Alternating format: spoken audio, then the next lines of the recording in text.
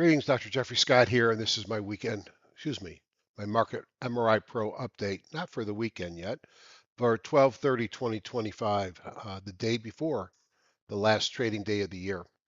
And the markets continue to be relatively quiet, drifting mostly sideways into the year end.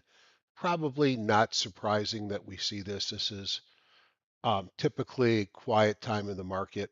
Um, It's hard to make any big moves and probably makes sense just to take the week off, to be honest.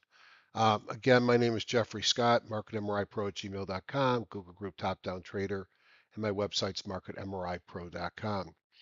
Disclaimer, this is for educational purposes only. Anything we recommend should be taken in the spirit of education, not investment advice.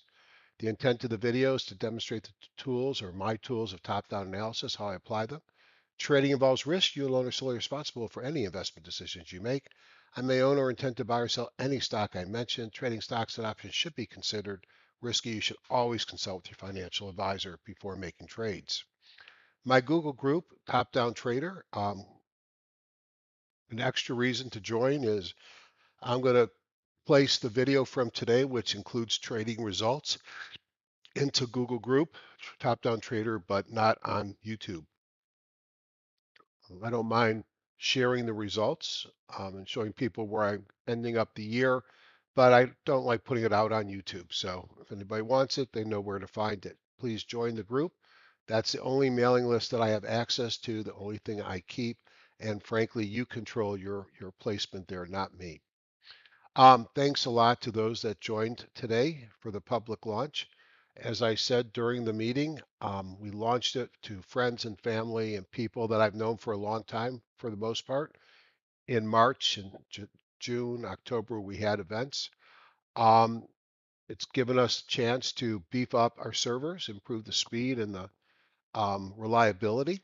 And we have so many more ideas to implement, and including learning from you what we can be doing in addition, what other things that can we do to help make it better for you. Really cool back testing stuff. I introduced some today. I know some people are excited because they sent me emails about them. So again, thanks for those that were with us today, and let's keep going. The offer I gave, which is good to January 5th, 2026, and I know everybody has got offers out there. You've probably spent your money already, but um, I am increasing the price as of January 1st to $26.95. It was $19.95, but as we continue to build functionality, beef up servers, and have to bring on a support team, costs are going up with all that. This is much more than I ever imagined it would be. Praveen is a freak of nature. He is a genius. He's like, it just blows me away what he's done with his product development um, and the small team of programmers that we have. It also, the special included the Market MRI Pro tool year one, complete trading that package from TradingView. I'm doing a Jumpstart webinar for anybody who wants to attend on Saturday at 11 a.m. Put it together, it's about 3,300 bucks, and I put it out there for half off, and then start paying at least $495 in year two, nothing more in year two. We'll see where year three and beyond goes for the annual. A lot depends on my data and server costs. So again, Jumpstart webinar on Saturday, tinyurl.com/MRI 0103-2026. I'll put that in the remarks section. Quarterly mentoring, likely to be my birthday, January 31st. Why would I do it on my birthday? Because I'm guaranteed not to get in trouble for tying up a Saturday because it's my birthday. I can do what I want. Um, I really ask that you get involved with the Top Down Trader group, and you also can follow along with my nightly commentary. And I think everybody was pretty happy when I showed them how easy it is now to share layouts between any of us users. We could have some fireworks tomorrow. I kind of doubt it, frankly. But we got jobless claims, and if they come in high, that will add fuel to the fire of, maybe the economy's not as strong as people think. My guess is, who's looking for a job now? We'll see. I wouldn't be surprised if it comes in under, but I have no idea. I have no insight. And obviously, the markets will be looking for that. No earnings the rest of this week that are meaningful, but boy, do they start next week on Tuesday. For more information, if you're interested in the product, if you're interested in the deal we got going, if you had any questions, marketmripro@gmail.com. And for those that own it that are having any issues coding at marketmripro.com, and consider joining Top Down Trader Google Group. Big things are going to happen with us. A rebranding campaign, a new partnership likely will be announced, and we got a lot of things we're planning on doing to improve not just the software, but the educational opportunities. Have not yet heard back on a decision about Orange County. There was interest in moving it to February, but depends how much interest they have in attendance. And I'm going to still hold my meeting late October, early November in South Florida. So interesting day today, not just like yesterday. Bitcoin was up a bit. On the week, Bitcoin is still down a little bit, at least over the last 5 days. The dollar was up, and then the major indices, Spider's down 0.12, Diamond down 0.21, Q's down 0.23, and Russell down 0.74, and volatility was down 1.46. So kind of a slow day. Averages show that. We're sitting on the breath. If you look at the 52-week new highs minus new lows for the NYSE, down to 13 as the number of new highs is rocketing down. And both the new highs and the new lows seem to reduce today, but we're still minus 59 on the NASDAQ. What probably is most concerning if you were long is only 32% of the stocks in the S&P 1500 were up, 32% in the NASDAQ, and 39% in the NYSE. So the majority of individual stocks were down. Looking at the S&P 500, we could see leadership in energy, communications, utilities, and the only other thing that was up was real estate. To the downside, there's nothing big gainers or big losers, but the leading things to the downside, discretionary technology and industrial, and then financials. Can't be a good market if those things are lagging. And from a thematic perspective, cannabis up one day, down the next day. Over the last 50 days, it's down 1%. Other than that, the only thing up over 1% was gold. Oil and gas was up, MLPs was up. Not much was up, and the big themes that were down are some of my favorite themes. Uranium, genomics and biotech, blockchain, clean tech, Southeast Asia, more biotech. So some of the things that led, especially in fourth quarter, were down. One starts to wonder if this is just profit taking before year end. But we will see. You'd expect profit taking for the first few days of the year. On the timing model, this is the weekly, just looking at the buy sell line, no changes there. You wouldn't expect it. And if we look at the dailies, you can just see these little meaning, they mean something, but they're not doing much. Trading bars, opening, closing at about the same point. So whatever move you get at 9:30 is kind of where you end up. Different here is the Russell's broken down below the WMA. It's the only one in a sell signal, but now the Qs and the diamonds have got sells on the bongo. So it would not shock me for us to close lower on Wednesday and bring those two into a sell signal as well. But the monthlies are up, the weeklies are up. I still think we can go higher here. But what's interesting, well, we'll talk about the seasonality right now. It may not be what you expect. If we look at the US index ETFs,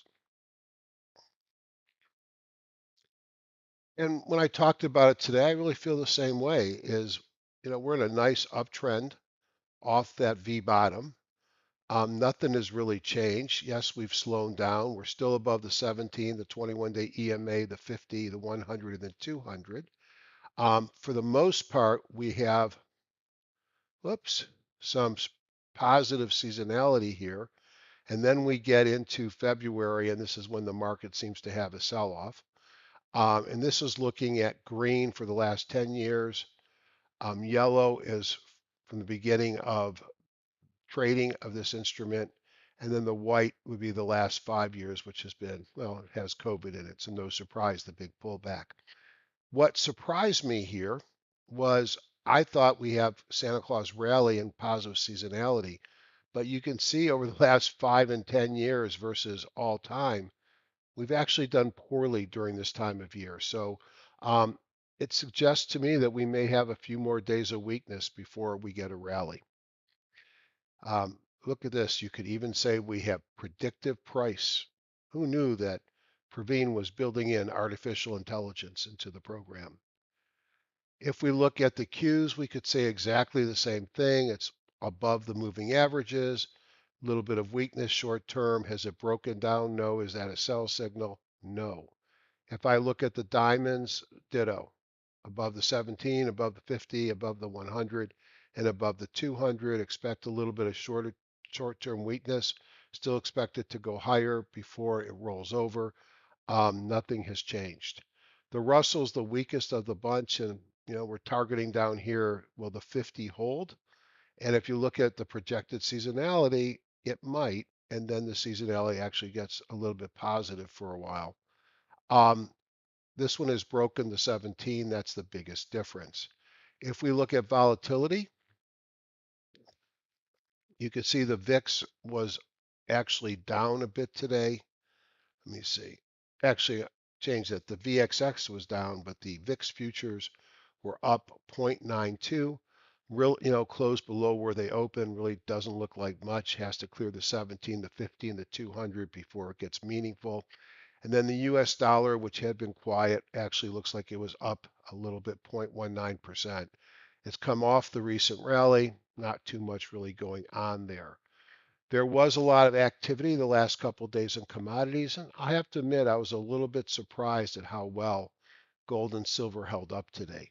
So after the big drop here, 4% on gold on Monday, on Tuesday, the gold actually, um, well, it was up just a bit, 0.07. It opened up higher and couldn't hold the gain. So it sort of failed at this prior resistance area.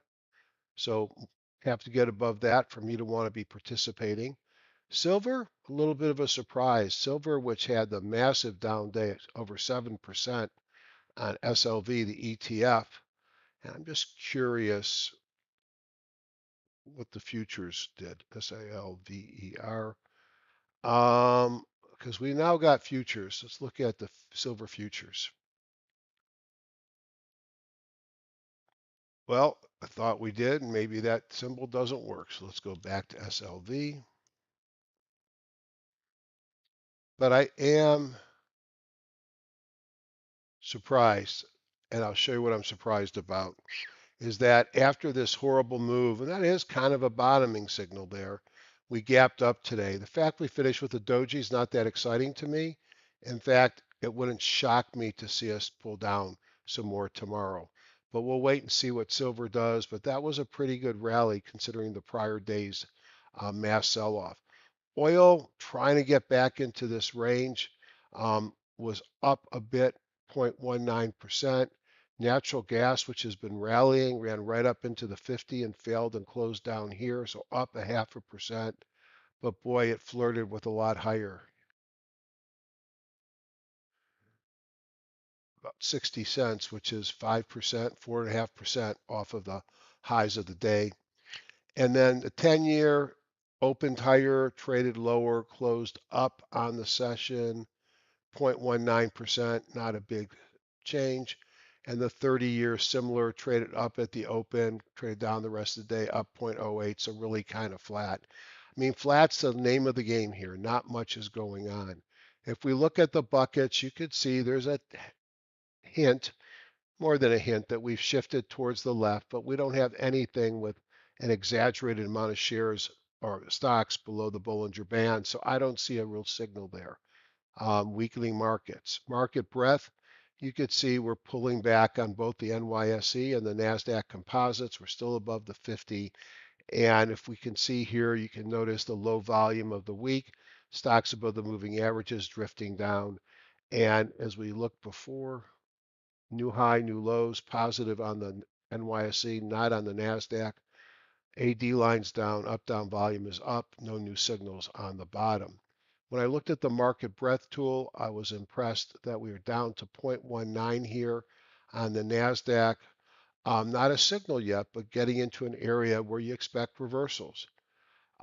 Everything else is neutral, 0.42, 0.62, 0.69. No signals of impending doom and gloom or jubilation. At 0.19 on the NASDAQ, that talks to me that we're probably getting close within a couple of days of the NASDAQ saying enough's enough, it's time to go higher. But we will see. When I look at the ratio charts and you want to see what rotation looks like, it's when you start seeing W's up and down. And where's the strength right now? Communications, materials look strong. Financials gave up some, but still strong. Utilities, I got to still deal here with an intraday split, which our data vendor has not fixed. When I look at non-ratio sector timing, one thing that I did notice was energy turned positive today.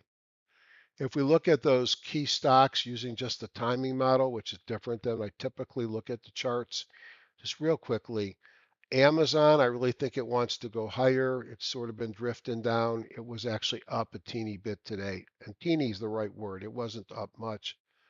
So Amazon moved up a bit today. Apple, you know, it's still below the moving averages here. And this was sort of proof of principle that the 17 in green, the 17 simple, the 30W in yellow, and the 21 EMA in white often run very close together. And we're below all of them, which can't be considered bullish, but it really feels like it wants to go higher. We'll see. Google, as strong as anything in the market, still on a sell signal, but broke above. I think Google looks okay. Looks great, actually. Meta trying to do something after selling off. A couple of AI investments have got the market happy. Netflix, I say it every night, I wish it was doing well because this is Netflix seasonality time. Right now, I'm letting the battle over Time Warner or Warner Brothers, whatever they call it today, Discovery, Warner Brothers Discovery, let that work itself out. Tesla, after setting all-time highs here, is pulling back a bit. You know, right now it's just a pullback in an uptrend, pause to refresh. We'll have to watch and see how much it drops below that. NVIDIA, you know, hold it up above with a buy signal. Kind of not doing much this week, which is probably okay. Microsoft, well off of its highs, but it's turned to a buy signal. It's above the moving averages. You know, might not be a bad time to be buying Microsoft. Labu, bummer.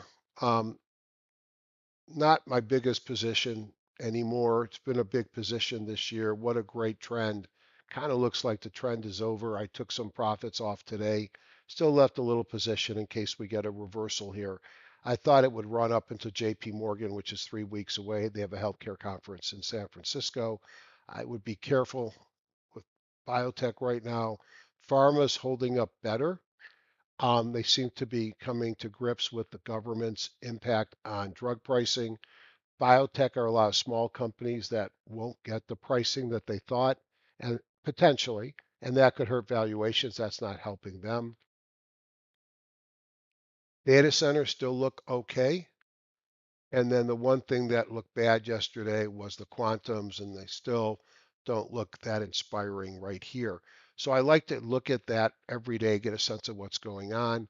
If I move over to the JAS layout, I'm going to tell you that I'm not going to give you any recommendations for tomorrow. I think tomorrow is going to be another day like today. We may have some winners. I expect not a whole lot of movement unless there's fireworks with that employment number. If we look at the A plus, the only one we have is Duo T. Let's take a look at it. I don't know this company from Adam. It's been down for a long time, but it had a brilliant move today with volume, excuse me, and momentum. It had breakout as well as momentum and volume yesterday. It's got the double dot signal. It looks like it's okay from a seasonality perspective. And although the high jumps 100, it's been so flat for so long, I'd probably ignore it. Look at relative strength and OBV. Um, let's just see up here when earnings come out. Earnings not to March 30th. Looking to turn positive. Okay. It does have revenue, a little bit, not much. Let's take a look at what it does. Intelligent Tech Solutions in North America.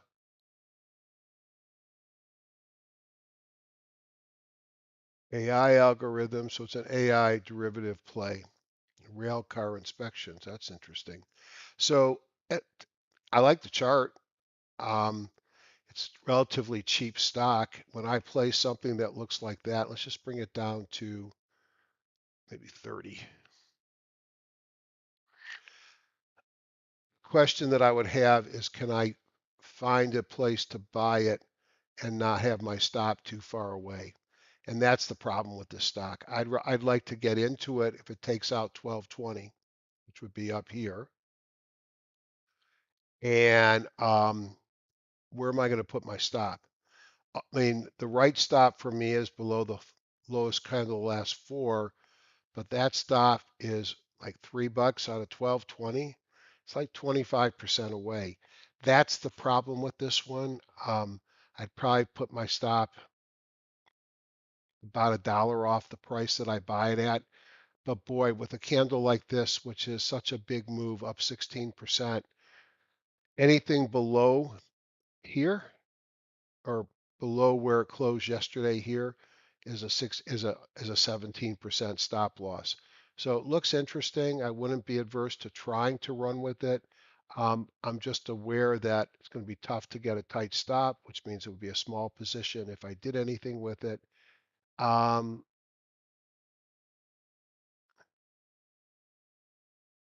Duo Edge AI. You can read through what it does and get a sense if it's anything that interests you. I'm probably not trading anything tomorrow. That was the sole A plus. On the A side, let's just look at them. AES, heard a lot of good things about this lately. Now this one looks interesting, doesn't it? So definitely in a pullback, has now broken above the 50.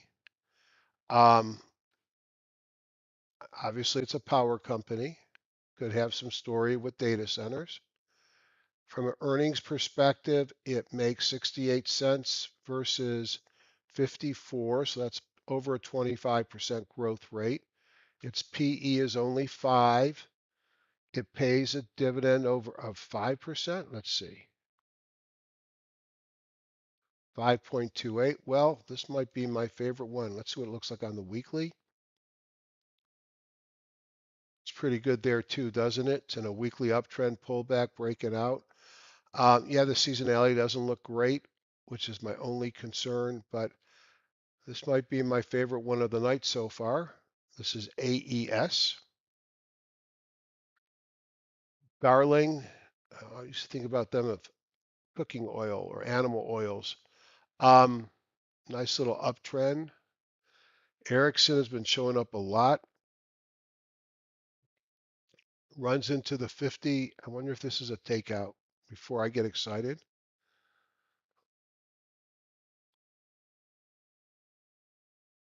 No. Why is it a top momentum stock for the long term? You would just click here and you could read it yourself. That one looks interesting. FONR, not as interesting, below the 50. ONTF, I saw that one earlier today as well. This one had a big gap. It's a takeover candidate. PAA, the MLPs look interesting here, and that's the next one as well. This one pays a dividend, 9.55%. Its revenue is steady, its earnings are steady. You're buying it on the 200-day moving average. It's got okay seasonality, pays a whopper dividend. I like this one a lot. PAGP, probably a related entity. Uptrend, sideways move, ready to break out here. Notice relative strength in OBV. What does this one pay? 6.93. And then SEMR, obviously nothing to talk about. So I'll just leave it at that. Be careful. I wouldn't be going out there running to buy things. Let this play out. I don't think anything's going to happen tomorrow. Maybe just go and hang out with your family and enjoy yourselves. Have a happy and safe New Year. Let me show you one last thing. One of our users said, would Jeffrey be willing to put his signals on the chart of when we took trades and when we had A pluses and A's? I thought that's a great idea, but I'd rather do this. Let's go look at timing brief. Let's go to the weeklies. Let's see what day the markets became good. I'm seeing May 12th, May 12th. Pretty much you could argue that the week of May 12th was when the market started to go higher. Let's go back to the JAS layout. And let's go to the calendar. And let's maybe give it a few days. Let's look at a week later when the markets are starting to go higher. Let's run, update it, and they changed. So these are the values not for today, but for example, see if there are any A pluses. AISP. All right, so now you can start to see the date that we had the signal and whether you would want to take in this trade. Uh, I'd say it's a positive, but not that great. ARQQ, that's a pretty great positive. Sideways, move up, sideways, move up. NVAX, again, not a great trade, but it's definitely went up higher. How about the A's? So the point is you can pick any date. You can pick what single you want to trade. Nice little run here. And you can actually see, do the signals actually work? And this one isn't fair, it's a buyout. So pick your dates. I think that's a cool thing. Hopefully we're going to launch this in the next couple of days. We're also going to do it where you can get a list of symbols and dates where your different signals would have fired. And then the other cool thing I want to show you about is it really is build your own. You can take a list and let's just do a few things. We want pullbacks in an uptrend. We want price greater than 5 and volume greater than 500. That's good. I want to be above the 200. Let's see, I've got that somewhere here. Let me find it. Okay. Hit OK. So it narrows it down. And then I want to go here and let us I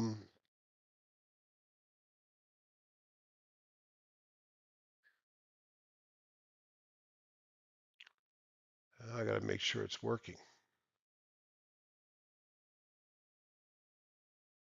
Well, it's working. I just got to figure out where you moved it. All right. I want the OBV has to be positive, so it's greater than or equal to 1. I want the relative strength to be positive, so it's greater than or equal to 1. I want the weekly relative strength to be positive, greater than or equal to 1. What else do I have on here? I can add things like high jump and relative strength, but let's say I like that. Let's just look at what we have here. We have 97 stocks. Let's rank them by up. And we can start going through the list and see if these are attractive stocks or not. Um,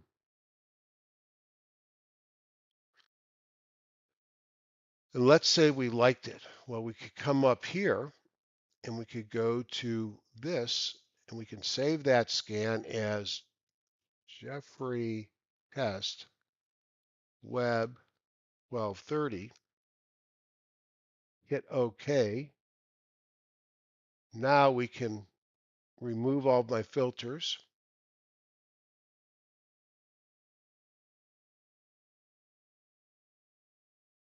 Now, there's got to be a way to reset this. I can't remember what he did on this to reset it.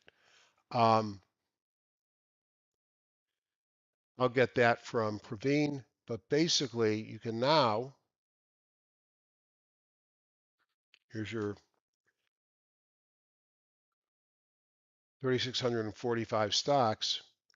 You should be able to find something down here, Jeffrey's test web. Let's click it, hit OK, and there's your 97 stocks. So we were able to create a scan, able to save it. And so I'm going to be doing a lot of manipulation. I got a lot of ideas. If you look at what we put down here in the filters, we've got patterns when you look up at the top, pullbacks, retracements, bottom fishing. We've got the impulse indicators that are, excuse me, the trading signals, the Momo up, EMS crosses, CPRs, weekly bullishes. And then we got filters on price and volume and moving averages, weekly bongo up, another trading system, action around the major moving averages, relative strength rank above 80, new high in relative strength. And then I've been working on a shorting scan that Praveen actually gave me today. So there are a lot of things that we combine to make our own filters. We want to hear what you want to do. What are we missing? What filters should we be having? What did you use that's not here? I want this to be almost a community project where we all work together to make this so we can all have the performance that I showed today. You all have a happy new year. I'm not planning on anything tomorrow night. I don't expect you'll hear from me until Saturday. Take care, everybody. And remember, we're doing a program Saturday from 11 to 2. Link will be in the remarks section. Bye bye.